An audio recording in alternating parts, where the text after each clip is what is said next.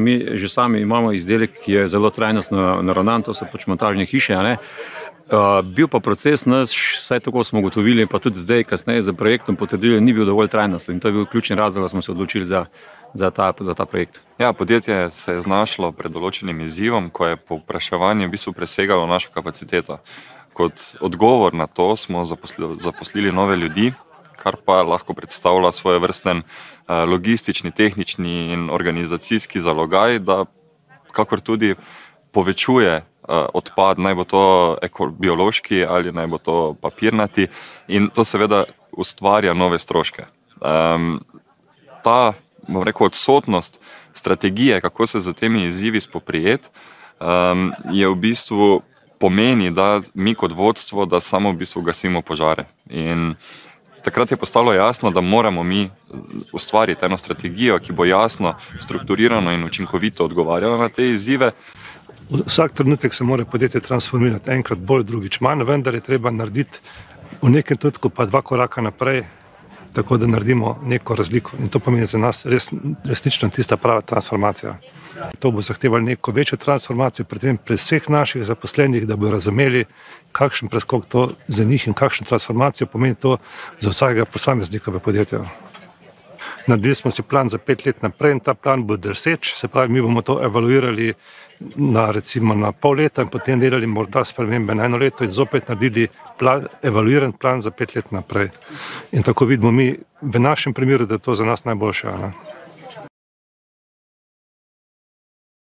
Da smo se poslušali in da ni vsak oddelek videl samo svojih potreb in svojih ciljev, vendar smo videli nekaj več, se pravi skupni cilj.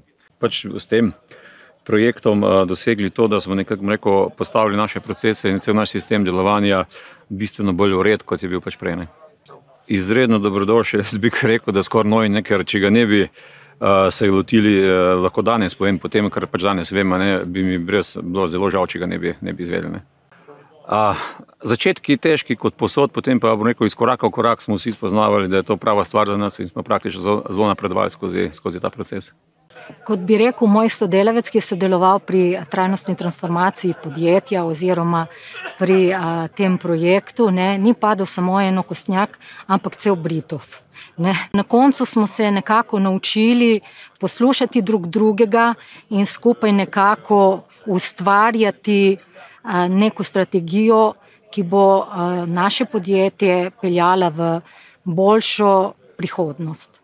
In ni nas bilo strah izmenjevati mnenj in pogledov, ko včasih se držiš malček nazaj, si ne upaš povedati na glas, ampak mislim, da skozi delavnice smo nekako začutili, da vsi smo tam z določenim namenom, z enim namenom, da bi čim več odnesli od teh delavnic in čim bolj uspešno za podjetje.